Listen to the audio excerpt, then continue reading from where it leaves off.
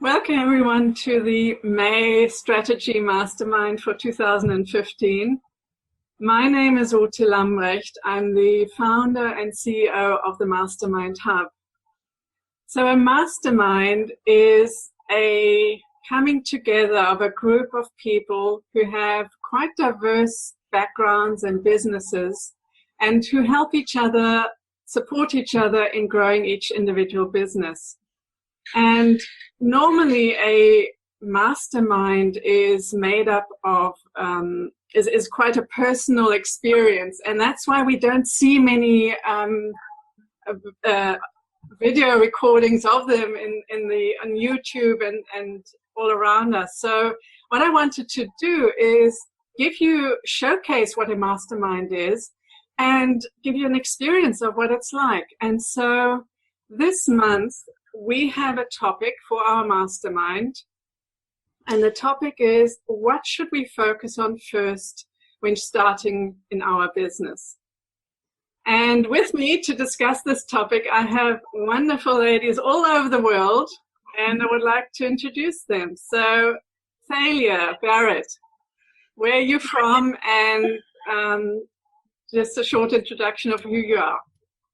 Hi, yes, I'm Thalia Barrett. I am the Mogul Muse, and I'm in Southern California in the United States, and it's actually 10 o'clock here, so it's a little late for me, but this is great. I think it's wonderful to be able to get together with people from all over the world, and we can be online together in this wonderful experience and get to learn and grow from each other. So I'm really excited to be here. Super, thanks, Thalia. Kylie, would you like to introduce yourself? Certainly. Hello, everyone. My name's Kylie Bevan. I'm a health coach, and I help people relocate and resettle all over the world in a healthy and happy way. So I've recently written a book, Your Relocation Solution, to give people some tools to do that. I'm in Tonga, and I do apologise for the lighting where we are. I'm a bit dim, I know, on the screen, but it's 6 p.m. here. The light's starting to fade, and I don't have great lighting where we're currently staying. But I'm thrilled to be here and part of this group. I've had enormous successes in mastermind groups before. I really enjoy the process. So to encourage others to do something similar is a lovely opportunity. Super. Thanks very much, Kylie. Lisa. Yeah, hi. I'm Lisa Murray, and I'm in Noosa, Australia. And I have two businesses. One is a business coaching business, and the other is called Creativity Lab. And that's all about playing with people in really unconventional ways to bring their ideas into fruition. And so, yeah, I'm excited too to be talking about this topic, because it's a really cool thing to actually start a business and create something that hasn't existed before. Yeah, absolutely. Thanks so much. And that's actually, I think, why we're all here, to be creative. And I know that with that topic, you know, where should we start, or where should we focus first in business when we start out?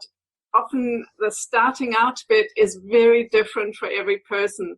So you might have an idea and you just want to go with it, or you have all these talents and know who you are and you want to share them with the world.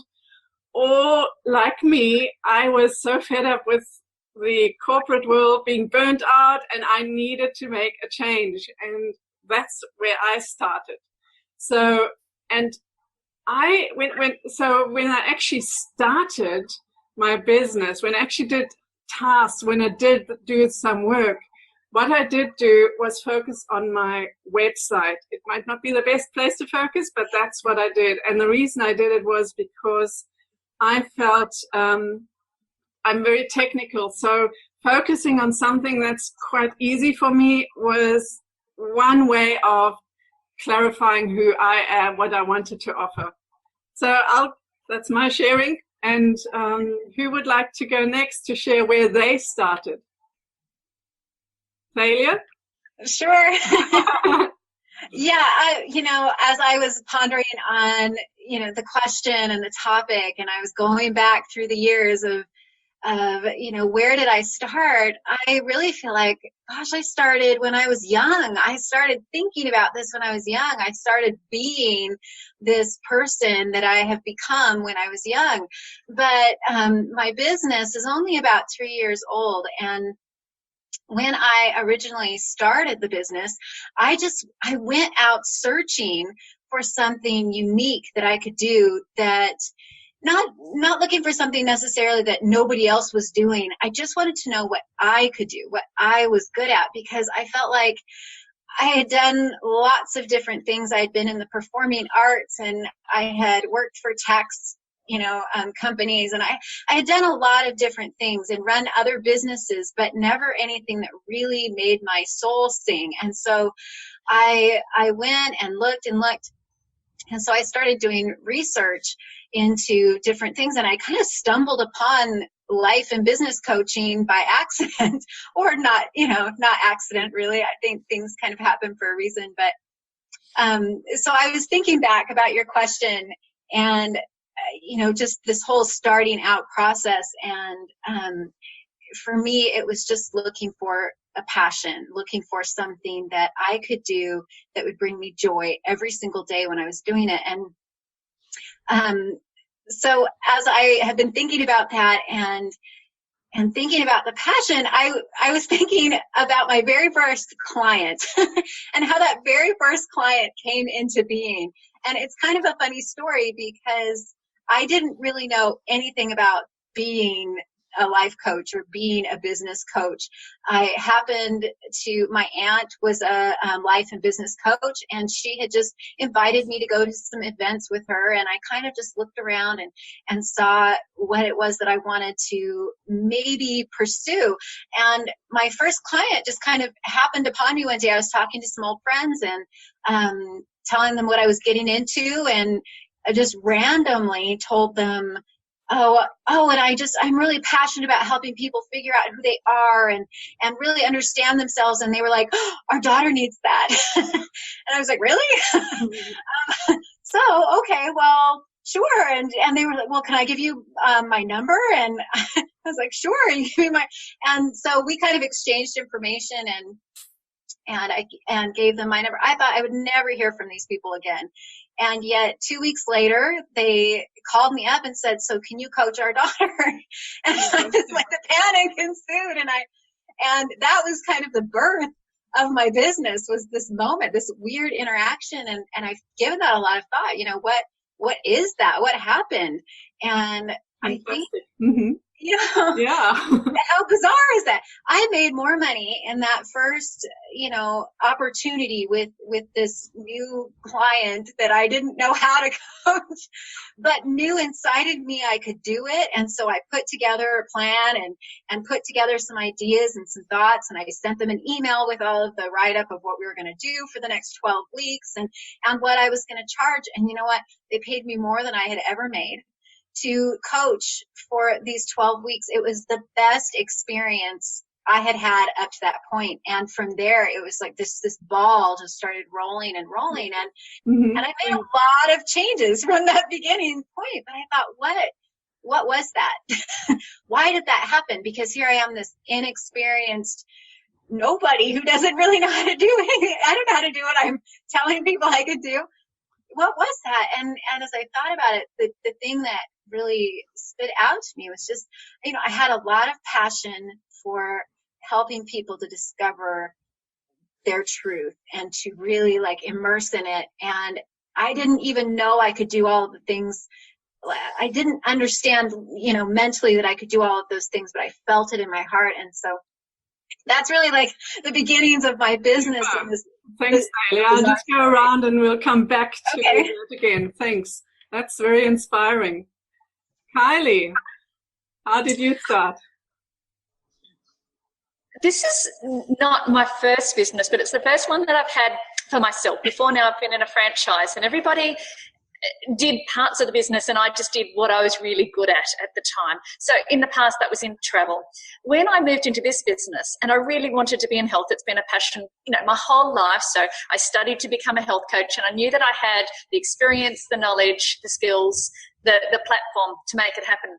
So I was really comfortable in that. So what I chose to do first, which was a good decision in hindsight, but I didn't really realise this, was to focus on the personal side. So I really enjoy starting a business by meeting people, by getting their trust face to face, by meeting them or meeting friends and having the word passed around. So initially, when I first started this business a couple of years ago, I went to a health expo. I was part of a little village fair where I could have my stall just to get started so that people knew that this new business was opening. And that was a lovely way to begin. It worked out really, really well. I certainly made quite a few errors in hindsight that we'll get to later in this call. But that very first step I got spot on. Concentrate on what I was really strong at, which is meeting people and, as I say, letting them know that I'm really genuine, trustworthy, loyal, optimistic, all those things that I still want to portray in the business, but now that I've gone online, it's so much harder to earn that trust and loyalty. So, but initially what I did when I was running a face-to-face business, that was spot on. Focus on the people that you're trying to help.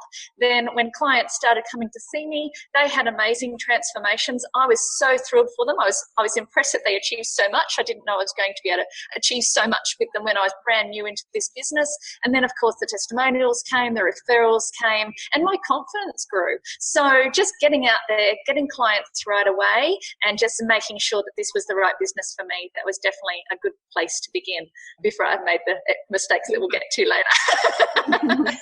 Thanks, Kylie. Super. Lisa.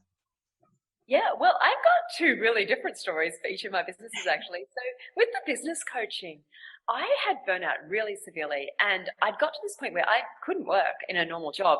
And so I started asking a lot of questions, and I ended up going to this life direction psychic who was like, "What's easy for you?" I'm like, "Oh, business." She's like, "Okay, you can be a business coach." And I was like, "Really?" And it was funny because I thought, okay, I probably could do that. And when I first started, I got my first client just by going to networking and talking to people.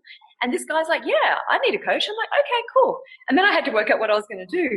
And it was funny because I realized that what he was paying me for was what I had done for years beforehand over a glass of wine for my friends. And I was like, oh, I could have been getting paid for this all this time. And it was just like, damn it, I can't believe it. So that was really awesome, actually. And the business coaching, that's been 7-8 years now, and it's still there, and I love doing it, and it is really easy for me and really fun for me.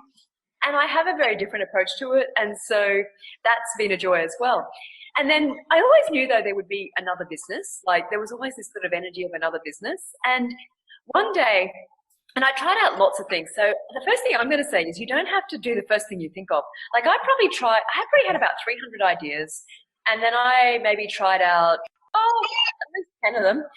And one day I was working with a friend. And when I say working, we had set it up so that we could have snacks. We'd been to the supermarket. We got every snack possible. We were just doing our separate projects, helping each other, going to the beach and having walks and running a bit of body work and just generally hanging out, having a really good time working. And I looked at her and I said, I think people would pay us for this. And she's like, "What do you mean?" I'm like, well, no one really has a joy of creating like we do, like we are. And because for me, it's not really working, it's creating things, And so I worked with her, and we literally, within 24 hours, put an event up. And it was just a 3-day event, and we just put it on the back end of one of my other websites.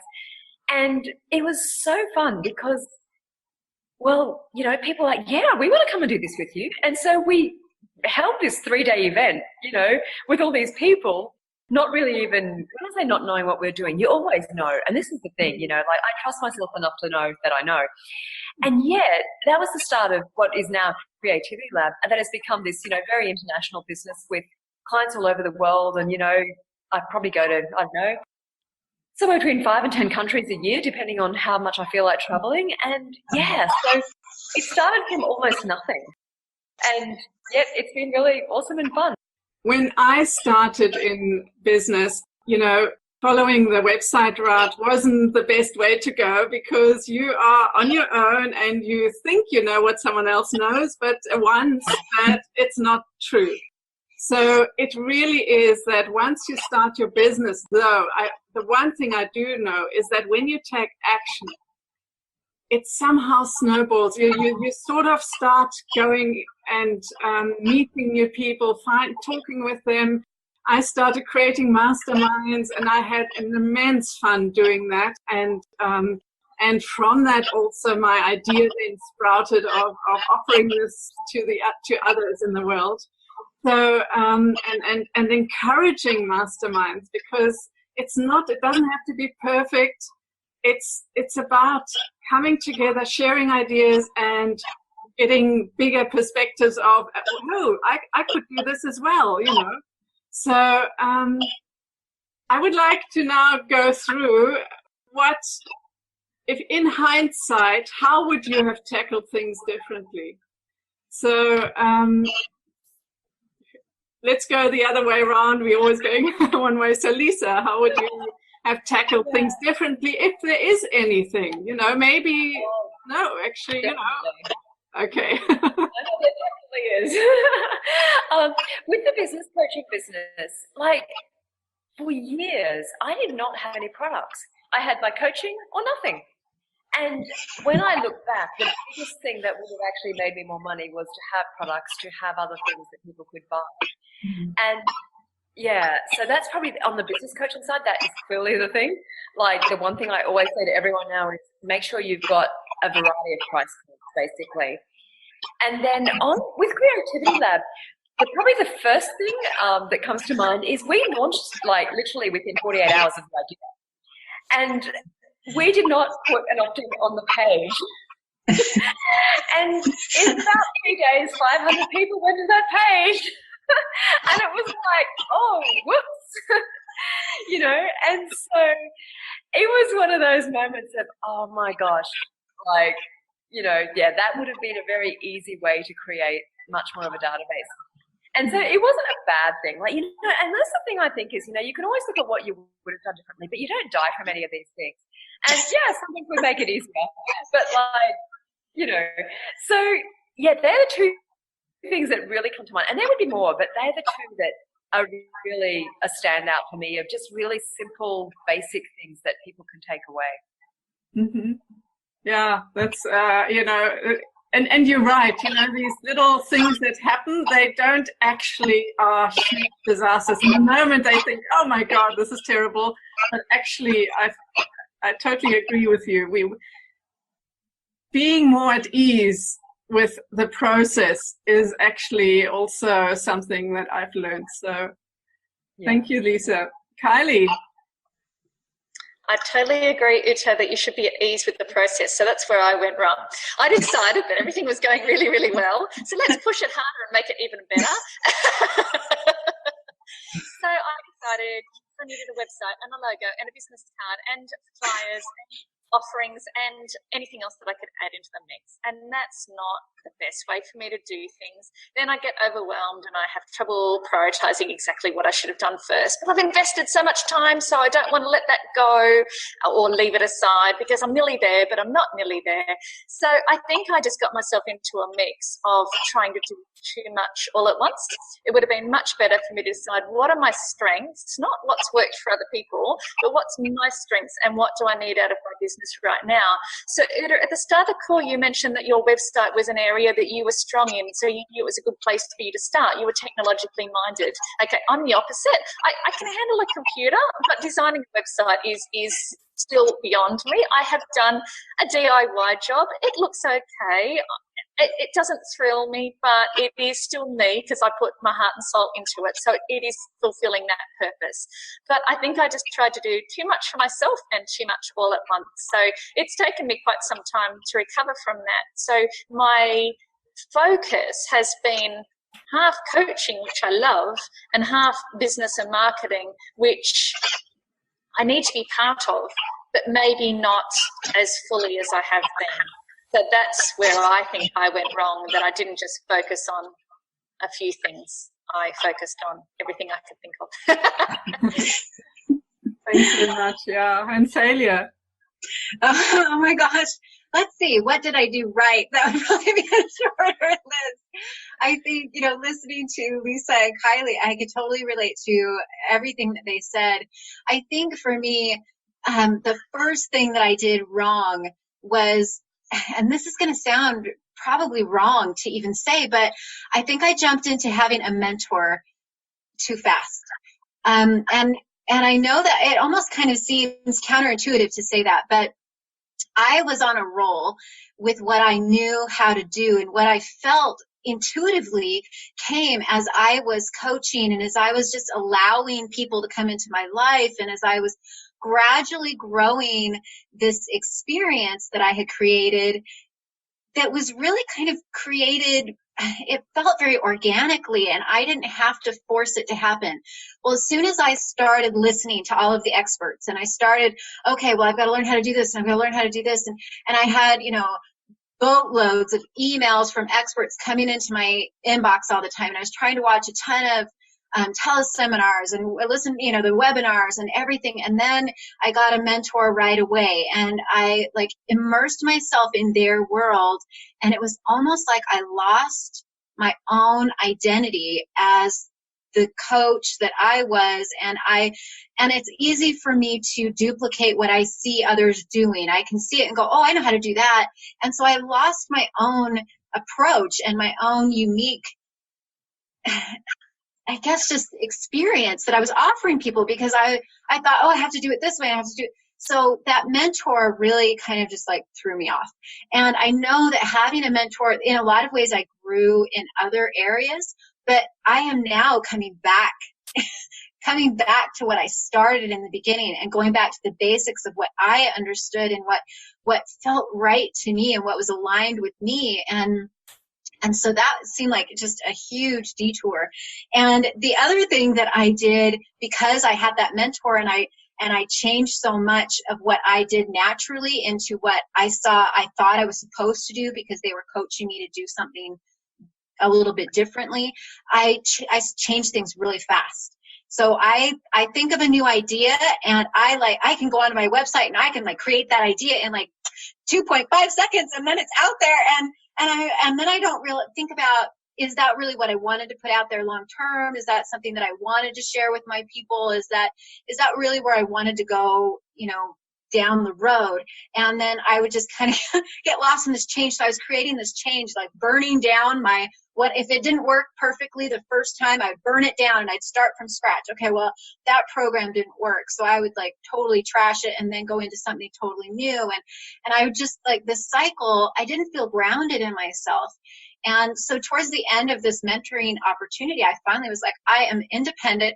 I'm going to free myself, and I'm going to just breathe for a little while, and I'm going to just allow myself a lot of space to decide for sure what I want to do. And that's when Mogul Muse magazine was born, was out of the ashes of my burning down everything for so long, and all the outside opinions. When I quieted everything back down, it was oh, this is what I really want to do.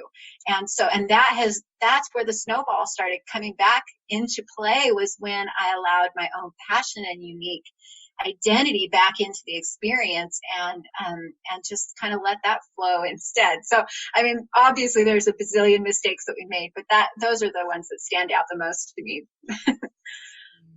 Thanks, Thalia. I think that is, for me, also one of the biggest mistakes. Not so much mentoring, but doing all these online programs, doing what all the experts tell you to do, and it totally also threw me in what's now really important. What should I focus on? And I think even this question, what should we focus on first when starting out in business? It's based on, oh my God, everybody tells me something different. And I really believe now it's what do I want to focus on? What is actually important right now? Because although everyone will tell you that working on your website is not the right way to start, it really helped me become clear on who I was. What do I want to offer? It was my process.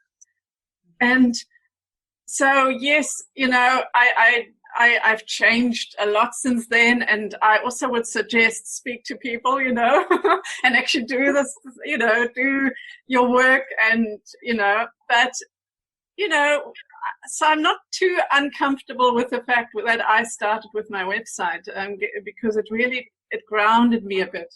But I would like to open the discussion now with any ideas of, if there's someone out there, what would we tell them? Because my thought is as well, first find out who you are. That's so important. And go with what your gut is telling you, what you feel like doing, what your heart is telling you. So if anyone would like to share with? Yeah, because that's really interesting what you said about, know what you want. Because what I've noticed for me is that it changes. Yeah. So what I thought Creativity Lab was 3 years ago, it is that, and it's so much more. And it's like this thing of always being open to the next thing. And like one of the things that has worked really well for me has been to ask pretty much, ask the universe, okay, send me the clients that will show me what's next. And so that has been a real joy for me, actually, because people would come and ask me questions. I'd be going, oh, wow, that's a cool thing. I'd love to play with that. And it would open up this whole other universe of possibilities that I didn't have before. So it's like we can define it, but actually what if we leave it undefined and keep just moving towards something that feels really good all of the time? Totally agree, Lisa. I also have the feeling that it's an evolving thing. It will never be static. You just never will be at that place where everything is done. It just doesn't happen. So, no. And I'm totally okay with it. Now, in the beginning I wasn't, but... Yeah, and I feel like, sorry, go ahead, Kylie. Kylie? No, you're right. Please go. Okay. Just, building on what both Ute and Lisa were saying, I feel like something that I wish I would have understood in the beginning was I am always going to be growing and changing, and I need to get comfortable with transformation. And I need to just allow that, because there's always going to be fear that, oh, is this going to work? Is this going to be okay? Is this expansion going to be the best thing? And can I do it?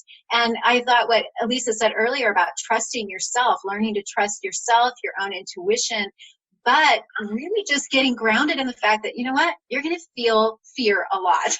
You're going to face a lot of things that you didn't face before. And so when you can get comfortable with that fact that it's just going to be there all the time, there's going to be a little bit of an unsettled feeling as you grow into it. And yet when you grow into that next step, it feels very comfortable. But then there's still another step that's going to come, from that last step. So just get comfortable with that. And that was something that I wasn't necessarily prepared for. Thanks. Yeah. Kylie? I think I'm saying a very similar thing to what Lisa and Thalia have already said, which is, I guess, two things for me. It's being open to opportunity, because it might take you in a direction that you haven't thought of yet. And the other thing is to trust your gut instinct, your inner voice, the universe, however you want to phrase it, but listening to what you really want. Because I think initially in my business, I was, and I didn't even realize this until recently, but I was being really quite masculine in the way I was running the business. And that's a new terminology for me, but it really makes sense now that I've had to realize, no, I need to do it my way, and I am quite feminine. So why am I trying to do it in what I've seen business to be in the past, rather than watching all the beautiful women around me doing it in quite a different, as a beautiful way. So that's what I've found, opportunity and trusting myself. So on a very similar wavelength, all of us. It's very organic. It's sort of like it just moves where it wants to move. And as a nature, it's messy, and it's like, it won't always be like perfect. It will never be perfect, actually. I haven't found it to be it. And you know what? I think that's something we just need to let go of, this perfection. And I've noticed now that when I don't know something, I'll go and get the skill for that small little piece, rather than get a whole big program that promised me everything. That's something that, in hindsight, well, maybe in the beginning it's nice to have a bit of a broad perspective, doing learning from someone how the whole thing of, say, online business works. But that's something that works really well for me now, is to become much more specific in the skill I want to learn. Wherever I see, oh, I want to do this videos now, let's go and find someone who teaches videos. So that's been sort of the, and then I don't feel as if I am being taken out of it, because it's just, I'm focusing only on a small little section and getting that and then bringing that to me, rather than immersing myself into someone else's world. So that's, would anybody like to share some other tips or any insights or something you would like to part with whilst we're closing down? Yeah. I have. Lisa? Yeah, that bounces off what Kylie said. And that's like, a lot of people want to like lay out the whole plan before they start. I am pretty much the unplanner of the universe in that I'm like, okay, I've got an idea. I look at if it's going to actually create something greater in the world and in my world, and if it is, then let's go. Rather than trying to plan it out, because it's a thing of the serendipity, those happenings that just show up, that in some way we do create them, but it's like allowing the space, I think, for the really cool things to show up. Because it's very tempting to plan it all out so that there's no space, like in your year, for example. Whereas a lot of the really amazing things that have happened in my businesses have come from actually having a space available and then being able to say yes in that moment, rather than going, oh, I can't do that till 2023, So it's like, just that thing of being willing to not plan it all out. And it feels strange because we're taught to plan everything, right? Mm-hmm. But actually, for me, it's created so much not to plan. That's great, Lisa. I think it's great that you brought a totally different aspect here, because we do feel that when we start a business, you really need to do it, very structured and so forth, and that it can work without, in a different way. Let's put it this way. Thalia, you wanted to say something. Yeah, I just had two little closing comments. I think one was, don't go too fast. Don't try and force the product or force the experience or force the program to be birthed. Let it happen naturally. And the last thing was something that I think Elisa and Kylie said that just helped me to trigger this thought, was just don't retro project yourself into the past all the time and see, I didn't do it good enough. I wasn't doing it good enough. Or project yourself into the future and go, well, I need to be that thing in the future, and try to do everything that you could ever do in order, just like the business cards and the website. And if that's not really what your business needs, why are we doing all of that to ourselves? But I have a tendency to project myself back into the past or into the future. And so right now I'm not good enough. And so what I'm putting out is not good enough. And so that can be just such a heavy burden on you that you'll try and produce something too fast or go past where you're at or what you're offering right now in order to be good enough. And so stay present as much as possible so that you can really just be immersed in the experience, the joy of what's happening right now with this client or with this customer, or with whatever is happening, and immerse in that. And for me, that has been practice, but it's also been so beneficial lately to really enjoy all of the experiences that I have in my business. Super. Thanks very much, Thalia. Kylie?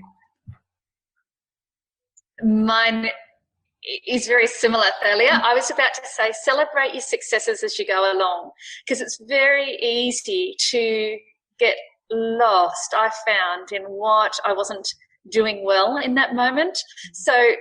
But when I look back, and just as we were introducing ourselves, I thought, yes, I have been in business for 2 years. I have learned so much in 2 years. And I should be incredibly proud, and I am. But I don't say that about it often enough, to myself, to anybody else, about how far I've come in that 2 years. So perhaps if you could find a way to celebrate your successes every week, every month, whenever they happen, whatever works for each person, but I'd say make sure you stop and enjoy all that you have achieved, not just always looking for what you still want to achieve. Thank you very, very much. I so appreciate all your insights, and I've learned a lot, and especially on this fantastic note of celebrating ourselves. I hope you, as watching this video later on, will also have gotten new insights and different perspectives and seen possibly new opportunities for you from this mastermind. So thanks very much to all of you for participating, and I'll have the next mastermind next month. Thank you very much. Bye-bye. Thank you. Bye. Thank you.